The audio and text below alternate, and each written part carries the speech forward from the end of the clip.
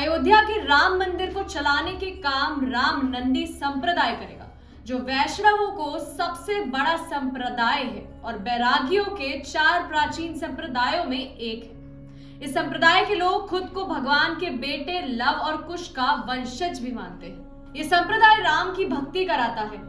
उसका मूल मंत्र है ओम रमाय नमः। रामनंद संप्रदाय के लोग मुख्य रूप से राम, सीता और हनुमान के साथ सीधे विष्णु और उनके अन्य अवतारों की पूजा पर जोर देते हैं। अयोध्या के चूंकि भगवान राम की जन्मभूमि है, इसलिए वहां के ज्यादातर मंदिर इसी पूजा पद्धति का पालन करते हैं।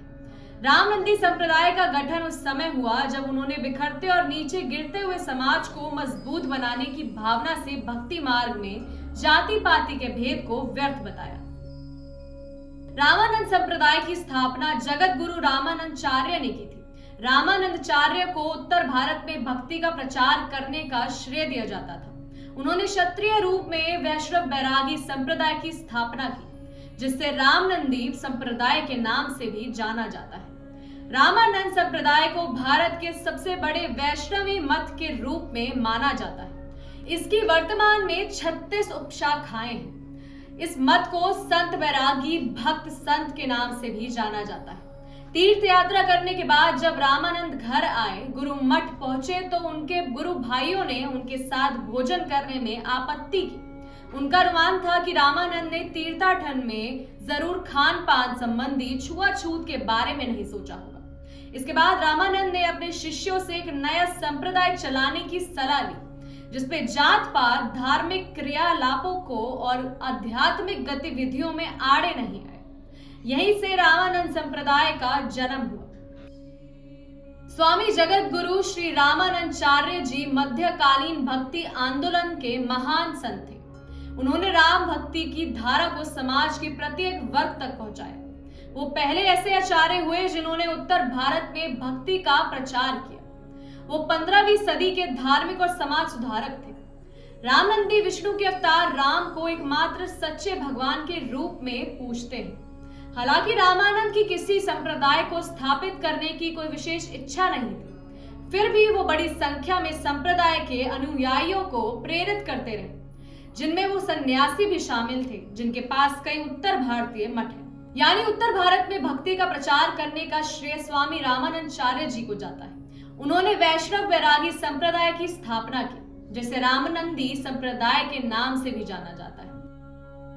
वैष्णव संप्रदाय भगवान विष्णु और उनके स्वरूपों को आराध्य मानने वाला संप्रदाय है। इसमें मूल तौर पर 4 संप्रदाय आते हैं। ये संप्रदाय अपने प्रमुख आचार्यों के नाम से जाने जाते हैं। वैष्णव संप्रदाय के कई उप संप्रदाय हैं, जिनमें से एक बैरागी संप्रदाय भी है, जो आमतौर पर उत्तर भारत से बंगाल तक फैला है। वैष्णववाद के 52 द्वारों में से 36 द्वार नाम नंदी के पास है।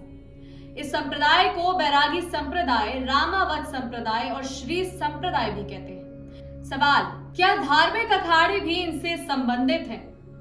देश में कुल 13 धार्मिक अखाड़े हैं, जिसमें 2 वैष्णव बैरागी समाज के अखाड़े। ये है श्री दिगंबर अखाड़ा और श्री निर्वाणी अखाड़ा। सवाल, इस संप्रदाय के लोग खुद को किसका वंशज मानते? 20वीं सदी की शुरुआत में इस संप्रदाय ने खुद को राम के पुत्रों कुश और लव का वंशज घोषित किया है।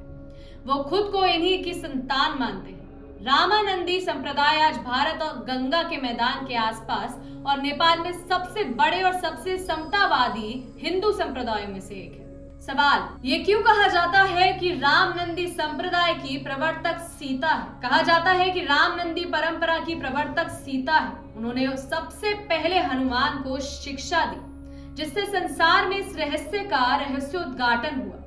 इससे पहले ही इस परंपरा का नाम श्री संप्रदाय भी पड़ा। गुरु शिष्य के कान में पवित्र राम मंत्र की दीक्षा देते हैं, माथे पर ऊपर की ओर इशारा करने वाला तिलक लगाते हैं। सवाल, रामनंदी मठ कहाँ है? रामनंदी मठ पूरे उत्तरी, पश्चिमी और मध्य भारत, गंगा बेसिन, नेपाली तराई और हिमालय की तलहटी में पाए जाते हैं। वैसे पूरे भारत में फैले। काशी में स्थित पंचगंगा घाट पर रामनंदी संप्रदाय का प्राचीन मठ बताया गया। त्रिनिदाद और टोबैगो के अधिकांश हिंदू अप्रवासी और साथ ही ब्रिटेन में हिंदुओं का एक बड़ा वर्ग रामानंदी जैसे वैष्णव संप्रदायों से संबंधित है। सवाल, क्या कबीर भी इसी रामनंदी संप्रदाय का हिस्सा थे? कबीर भी रामनंद के शिष्य थे। वो रामनंद संप्रदाय का हिस्सा भी थे। हालांकि कबीर के शिष्यों ने एक अलग संप्रदाय की भी स्थापना की, जिसे अब कबीर पंथी के नाम से जाना जाता है। संत रविदास भी रामानंद के शिष्य भी थे। उन्होंने रविदासिया संप्रदाय की स्थापना की। रैदास भी उनके शिष्यों में थे।